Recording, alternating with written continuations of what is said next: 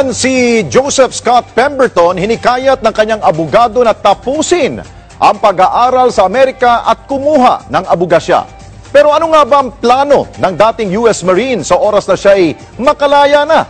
Ang aking pong one-on-one interview sa abogado ni Pemberton, narito po, exclusive.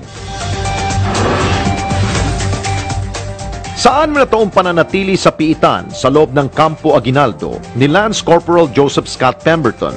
Tanging si Attorney Rowena Garcia Flores na ang tumayong abogado at pangalawang ina niya. Kwento ni Attorney Flores, napalapit siya kay Pemberton. Sa pool na huling bumisita, ang nanay nitong si Lisa sa Pilipinas. Kumusta po ang inyong pong pagkikita with your client? Medyo magulo po, at the same time masaya naman. Kasi po nandun din po yung Bureau of Corrections at kinunan po siya ng fingerprints as well as picture. Sa email, nakakapag-update daw sa isa't isa sina Attorney Flores at ang ina ni Pemberton. Pero nitong buwan lamang, dahil abala siya sa pagsasagot sa mga mosyon at pagtutol sa naunang utos ng paglaya kay Pemberton, nakaligtaan na ni Attorney Flores na balitaan ang ina ni Pemberton sa Amerika. Alam niyo, kahapon magkasama kami ni Pemberton, natanong ko sa kanya kung nakausap niya na yung nanay niya. Pero ang huling kausap niya po around September 1 po, nung na-receive niya po ang balita na merong order sa kanyang paglaya. Pero hindi po alam ng nanay niya na kinabukasan lang, meron pong motion for reconsideration po. Bago po mabanggit pa ni Pemberton or ako na merong motion for reconsideration, meron naman pong pardon ngayon. Alam niyo po yung nanay niya, as of yesterday, nung magkausap kami ni Pemberton, yung nanay niya hindi pa po alam na may pardon unless nagbabasa po siya ng mga balita sa Facebook.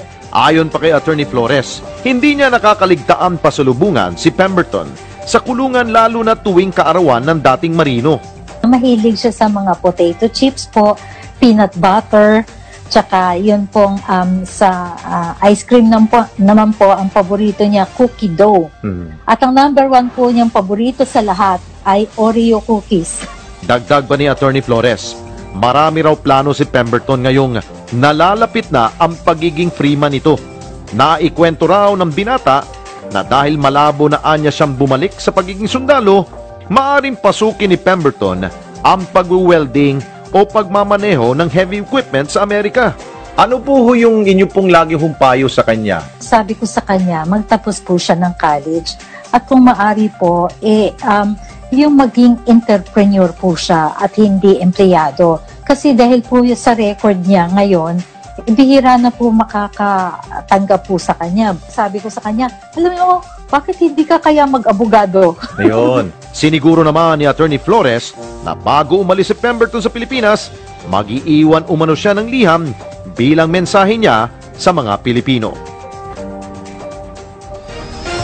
Samantala, habang inaayos po ng mga dokumento ng paglaya ni Pemberton, kinumpirma sa atin ni Attorney Flores na mula sa Pilipinas ay hihahatid po si Pemberton ng mga opisyal ng US government sa Guam o di kaya sa Hawaii para doon po gawin pa ang ilang pang mga proseso.